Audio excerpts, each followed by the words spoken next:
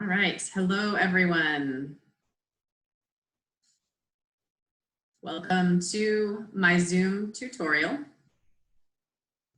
This is how I use Zoom effectively in my classes, both classes with sign language, with students who are hearing, students who are deaf, myself as a deaf professor, with a mixture of different environments. This approach actually works for everyone.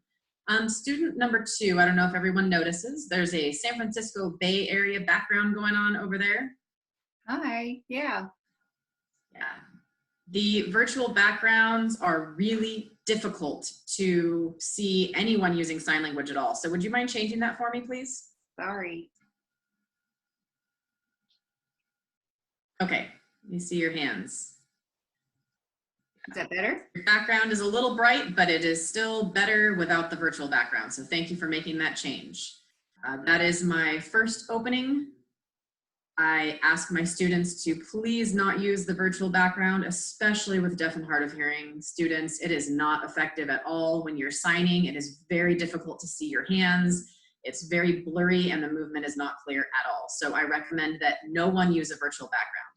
If you see my background, it's darker. It's a contrasting color to my skin tone.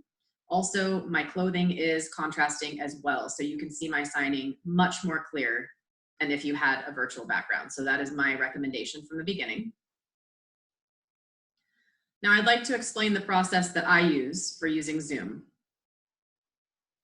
First of all, your Zoom account, when you sign in, once you sign in, you have access to all of your settings. If you use the option to join a meeting or host a meeting, you will not see all of your setting options listed out. So it's better to sign in to your personal Zoom account first. And once you see the settings, you're able to check a variety of different options and tailor them to your needs, like muting participants when they come into a meeting, or allowing screen sharing for not just myself as the professor, but for students as well. So there's a variety of different options that you can check in the settings before you start your meeting. If you are using a webcam, I recommend that you turn off your autofocus. That should definitely be off, especially if you're signing, because typically we move quite a bit, leaning in and leaning out. And the autofocus will be trying to clarify what you're doing and it may end up looking blurry, so turn that off. Now on my screen, you can see that there are currently 5 of us. Now it's important, typically how I would start is in the upper right-hand corner of your screen, you'll see 2 different options. There is a speaker view and then a gallery view option. It's important that you select gallery view so that you can see everyone on the screen. So I always start with gallery view and not speaker view.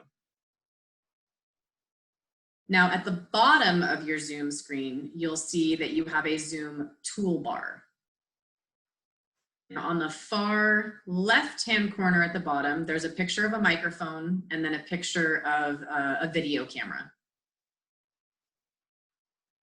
If you're signing, it's important to make sure that your mic is muted. There's no reason to have additional environmental background noise going on, so you would make sure everyone mutes their mic.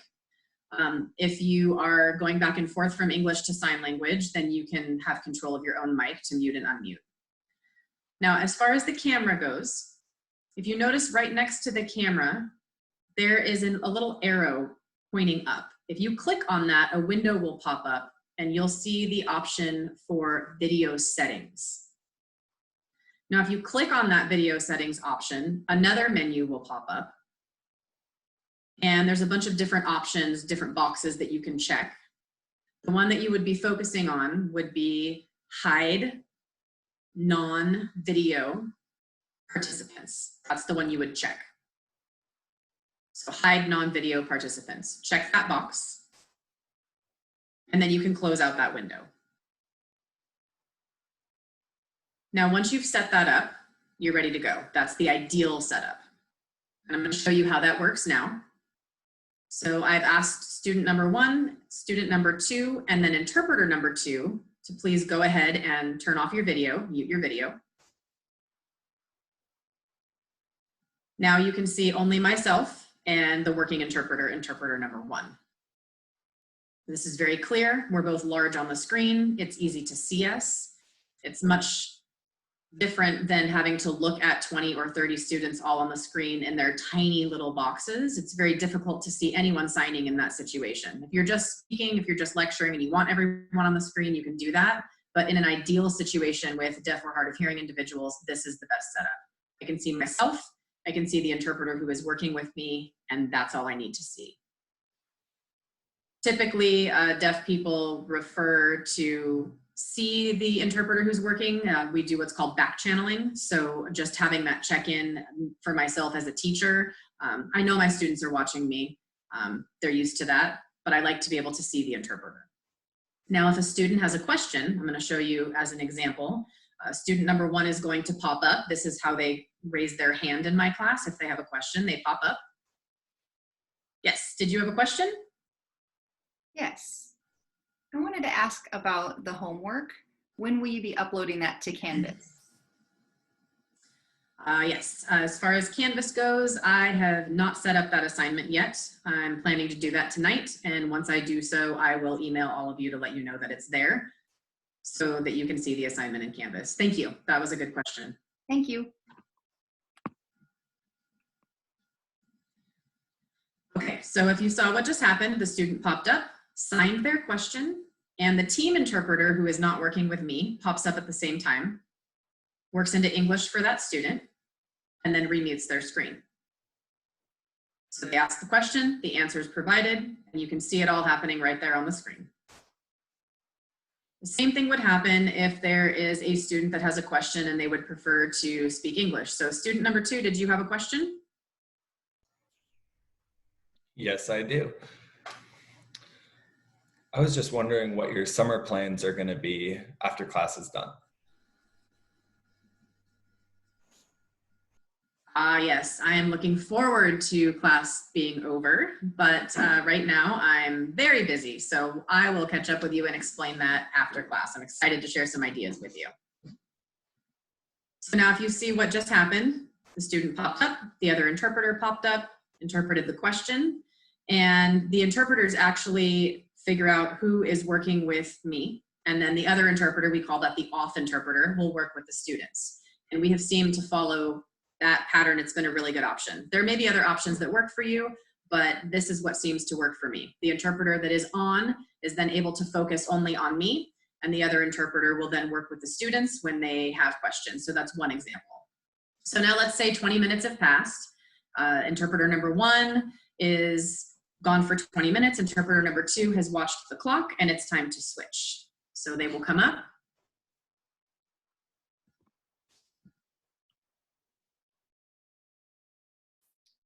And there you go.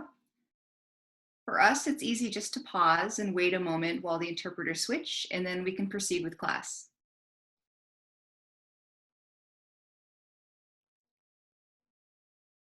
You might have noticed when the interpreter and the student popped up, we had then 4 boxes in the screen at once, but it's still very easy to see everybody. They're not tiny little boxes that you have to look closely to see.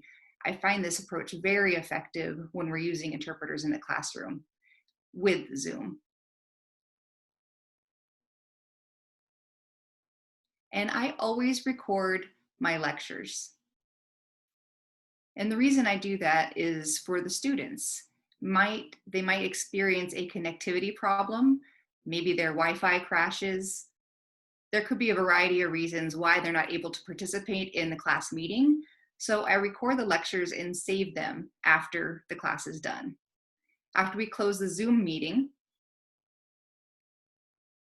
a window will pop up on my computer and it'll say, converting video. So I wait as the process is complete, and then I have several options to save that video. I believe that it also is automatically saved in a Zoom folder, but I also always save it to my desktop. You'll see 4 different icons come up. The first one is playback, which I don't really use. We also have audio only, Zoom 0 or Zoom 1, and that's basically the video copy of Zoom, and then the chat box. You can record and save all of the chat comments that were made during the meeting. Now, these first two options, being a deaf professor, I don't use those, but I do use the last two options, and I save in those formats. I change the name and put the date, and then I keep the chat box and I save it with the name of the class and chat box. And then both of those files I will upload to Canvas. And as it's saved there, the students are able to review lectures. If they missed part or all of the meeting, they'll be able to catch up. It's a really effective way to provide access to deaf and hard of hearing students, as well as hearing students who might have missed class. We've found that it's the most effective way to use Zoom with a mixed classroom of deaf and hard of hearing participants. And that happens whether or not the professor themselves is deaf, hard of hearing, or hearing. Now, Zoom also has a pin option and a spotlight option. Both of these options I find to be really complicated. It's the host's responsibilities to spotlight somebody or the interpreter's responsibility to move around pinning people, and it really does not work well. Oh, I forgot to add too, that with the screen sharing, we have another option, and I'll show you how to do that now. Take a look.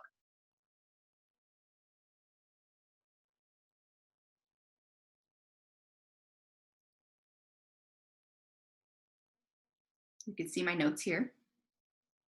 Now I'm going to turn it off.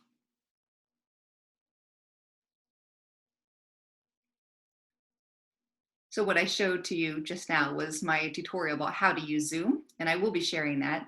But the point is that I want to show how you can bring up your screen share in order to show a video or a PowerPoint or any other slides or documents you might need to share during your meeting.